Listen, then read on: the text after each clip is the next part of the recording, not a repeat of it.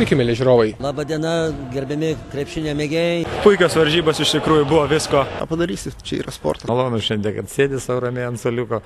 Ir, ką ten, jam patartė net patys pasitarė. Spalio 10 dieną startavo nacionalinė krepšinio lyga. Linksmas metimas buvo vienas, tai toksai, sakyčiau, įeitų į topą. Pasakiau vyrams persirengimo kambarį, nežinau dėl ko Dievas mus myli. Turbūt dėl to, kad mes visą širdį šį čia palikom. Jeigu pralaimit, sakau, rytoj sunkiai treniruota. Kągi, jau trečioji diena, kai esame Belgrade. Kadangi mano tėtis yra treneris, tai visa mano vaikystė prabėgo ir paauglystė manieže. Kada žmonės laimingi, tada jie rodo rezultatus. Kiekviena pergalė glosto širdį. Norisi ir toliau žaisti krepšinį už tai. Garastas vieną kartą sėdėjom, žiūrėjom rungtynę, sako, geriau spirtų, sako, su koja, tai nors vieną tikrai pataikytų, sako. Aš pasiruošęs. O tu?